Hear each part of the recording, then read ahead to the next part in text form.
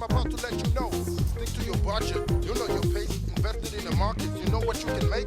Keep your dough safe, that's only if you serious about these money issues. Do you wanna know how to make your money grow? Do you wanna know? New age money makers, you know it's in you. Make this paper, you know who to speak to. Make your money grow. It's for the future, it's that simple. Hi there everybody, isn't this great? We're here at the Standard Bank Mineshaft Museum and we're here to investigate the history of banks, as well as take a look at some of today's modern banks. And as always, I got my buddy Jason. So why don't you guys join us as we take another journey into the past and the future of money and banking. So let the journey begin. You already know that banks first emerged during the Middle Ages when people began leaving their money with the goldsmiths rather than carry it around with them. And so the practice of depositing and withdrawing money began. These banks safeguarded funds, loaned funds, guaranteed loans, and exchanged money for their customers. But when did the first modern bank actually come into being? Do we even know which was the very first bank? Well, we know the first modern banks started in the 17th century, and that's a very long time ago. The Bank of England, for one, opened in 1694. Were we even on the map that long ago? Well, maybe not you, but banking was beginning to emerge for sure. It is interesting to note that the commercial banks in those days only loaned money for a short period of time. Today, these loans are known as short-term loans. So what was the next step in banking then? Well, I know that in the mid-19th century, people had started moving into the industrial towns for work. And of course, they needed housing. So a new type of bank emerged, and they had a very appropriate name for them. They were called building societies. Hey, I get it. Housing, building societies. Hey, it was very clever. But how did they work? What happened was that building societies were groups of people who paid subscriptions. This money was then used to build houses. As each house was built, they would take a vote to see which one of them would move into the house once it was completed. They all continued paying the subscription until everyone in the group or in the building society had a house. In other words, it was a kind of stokvel, just like we have today. That's right, it was very similar to what we know as a stokvel. Now, with time, these temporary stokvel types of building societies were replaced with a more permanent building society. Now, people who already owned their houses, but who also had spare money to invest, could lend their money to the building society. And no brownie points for guessing this one. The people who lent their money to the building society would be paid interest for the loan of their money. Hey, you're clever, Mfethu.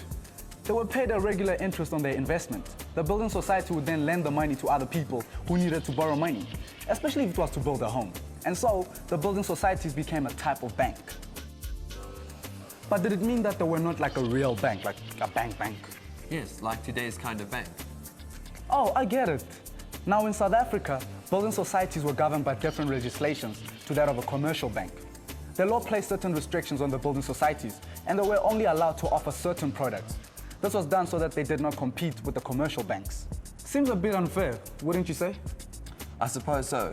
Anyway, the legislation was changed with time, and so the original building societies then became banks and were permitted to offer a full range of banking services. And that sounds like a better deal for everyone. Let's create a timeline so that we can get a better perspective of how banking developed. Okay, let's see, what comes first? Firstly, we've got bartering. And then comes goldsmiths.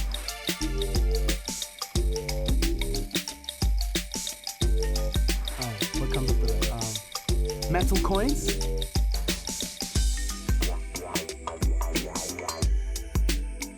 And after the coins, obviously the banknotes.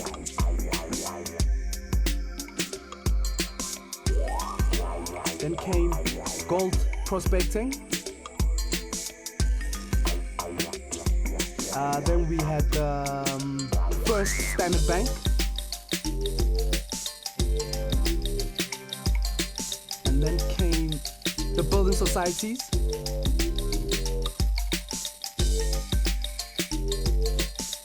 And checkbook. And then after the checkbook, we had vehicle finance. Then came the ATM. Hey guys, how cool is that? Let's have a quick recap. Okay, we had bartering, goldsmith, metal coins, banknotes, gold prospecting, first Standard Bank, building society, checkbook, vehicle finance, ATM, and then the internet.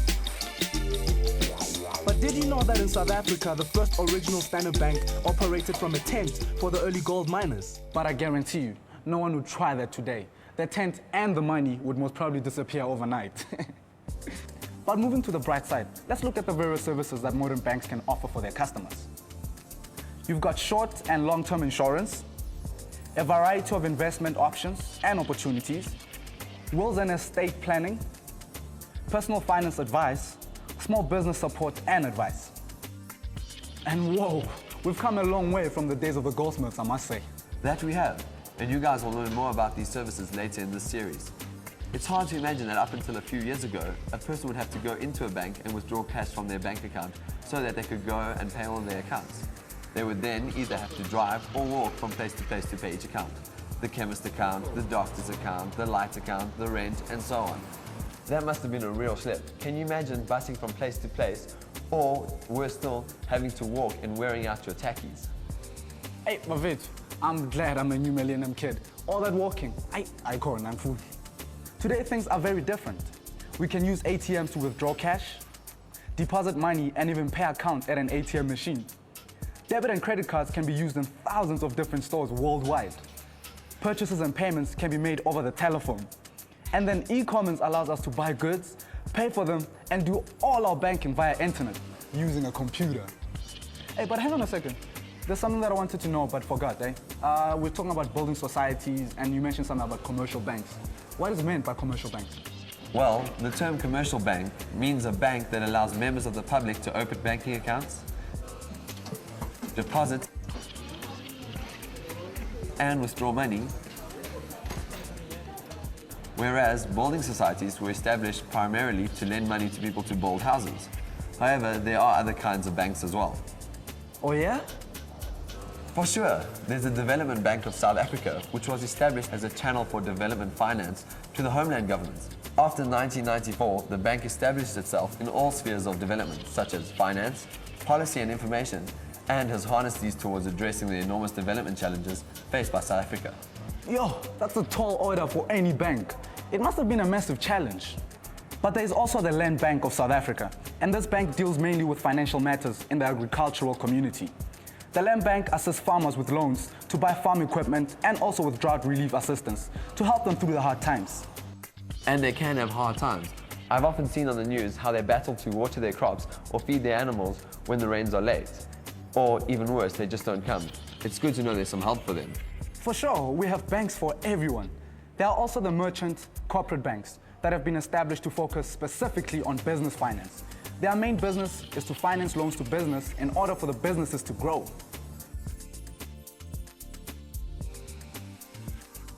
And what about the Reserve Bank? Yes, we have the South African Reserve Bank, and in later programs you will find out a lot more about the purpose and services of this bank in more detail.